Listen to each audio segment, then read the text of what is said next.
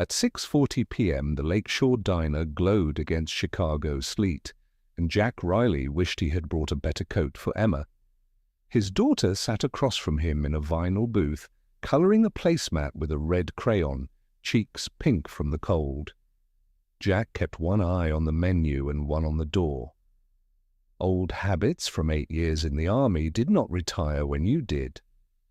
He worked days at a veterans clinic on the South Side, nights when he could as a security contractor, and he measured every dollar the way other men measured pride. Tonight was supposed to be simple. Grilled cheese for Emma, black coffee for him, and 15 minutes when nobody screamed or bled. Grace Harper moved through the aisle with 2 plates balanced on her forearm. She was young, maybe mid-20s, in a black apron and white shirt, dark hair pinned back too tight. Her smile was polite, but her eyes kept flicking to the front windows as if she expected trouble to walk in wearing a suit. She stopped at their table and set down Emma's sandwich. "Extra pickles like you asked," she told Emma, and her voice warmed for the child in a way it did not for adults. Emma beamed. "Thank you," Grace glanced at Jack. Jack noticed a fading bruise near her wrist, yellowing at the edges, not new, not old enough to forget. Grace caught him looking and pulled her sleeve down without a word. Jack felt his stomach tighten. "Coffee refill?" Grace asked. "Please," Jack said. Grace poured, careful, and leaned closer, lowering her voice. "If anyone asks, you don't know me," she murmured, then straightened like she had never spoken. Jack frowned. "What?"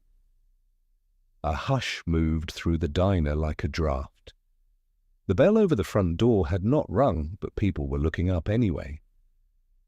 A man in a cashmere overcoat stood near the entrance with 2 guards behind him. He was tall, clean-shaven, hair dark and perfect, the kind of perfect that came from money and menace.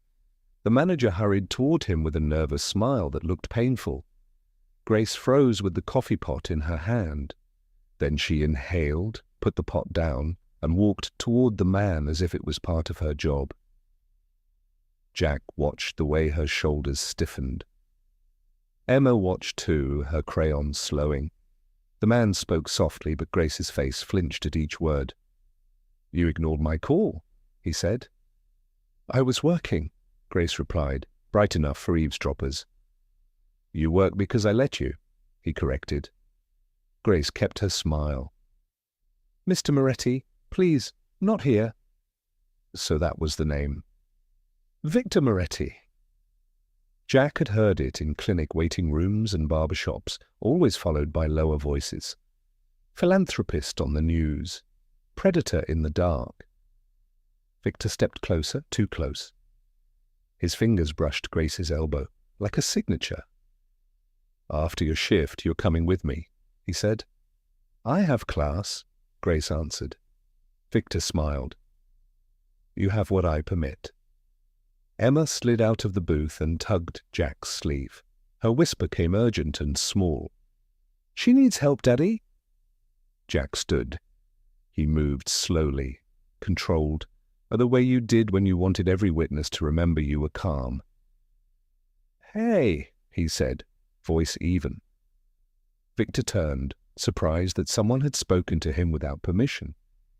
His gaze swept Jack's worn jacket, the veteran patch, the cheap boots. Contempt flickered, then amusement replaced it. "Can I help you?"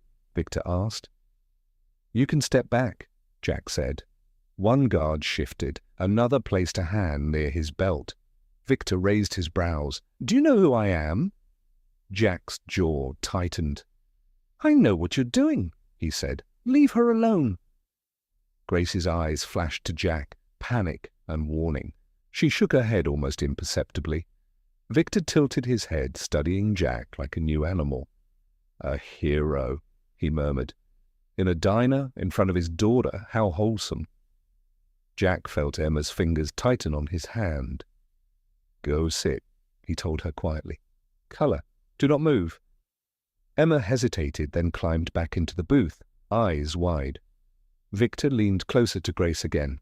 "Come," he said. Grace swallowed. "No." Victor's smile hardened. "You owe me," he replied, and the words carried a history or Jack could not see, but could feel. Jack stepped between them, forcing space. "She said no." Victor's gaze cooled.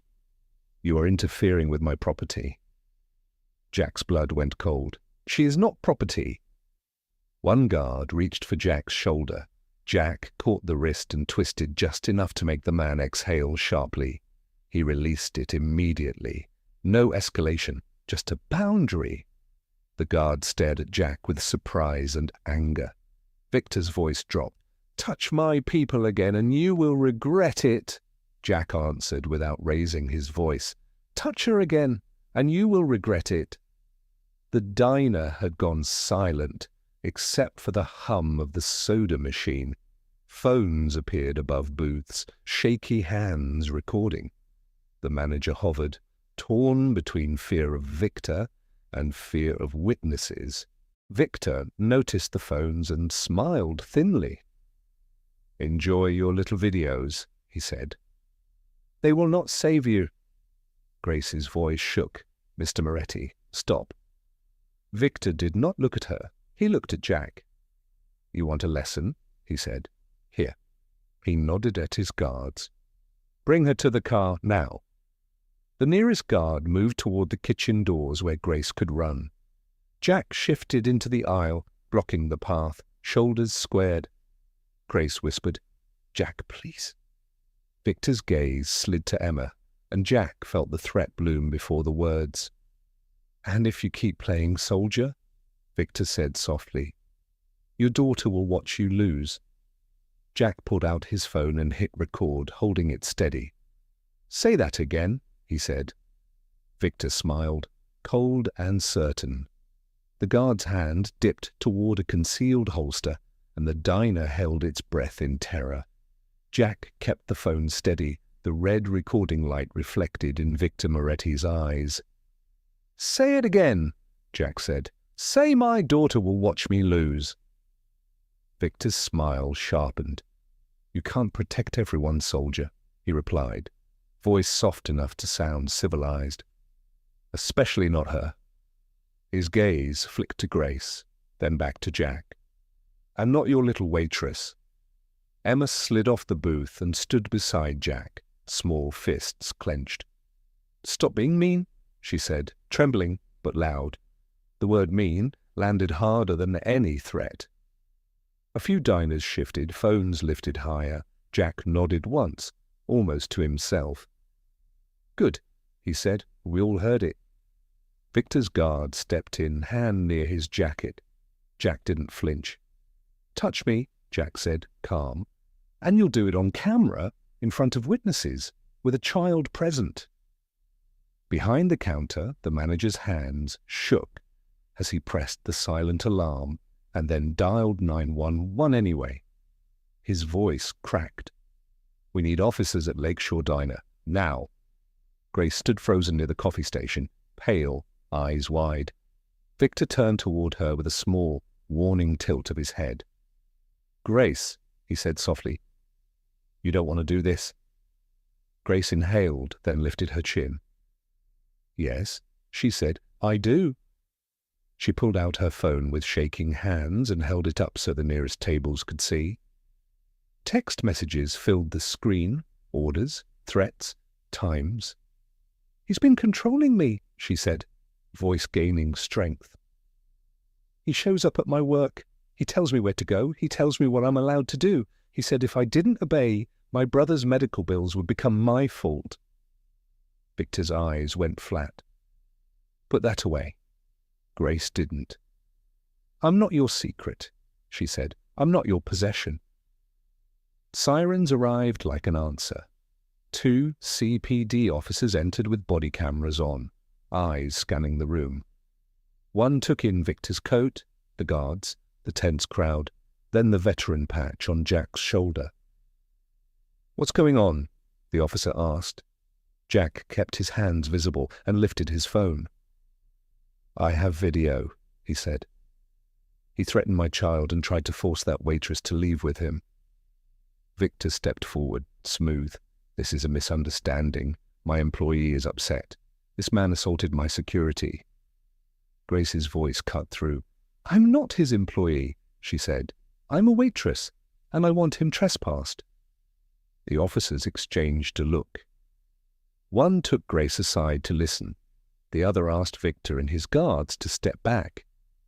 The diner's phones kept recording, a wall of witnesses Victor couldn't buy fast enough. 5 minutes later, Victor's smile was gone. This isn't finished, he said, low. Jack met his eyes. It is tonight, he replied. Victor left with his guards, forced to walk through a silent diner full of people filming him. When the door shut, Grace swayed. Jack caught her elbow. Emma wrapped her arms around Grace's waist. You're safe, Emma whispered. Grace blinked hard and looked at Jack. I can't go back alone, she admitted. Come with us, Jack said, only if it's your choice. Grace nodded once, small and fierce. It is, she said, and thank you.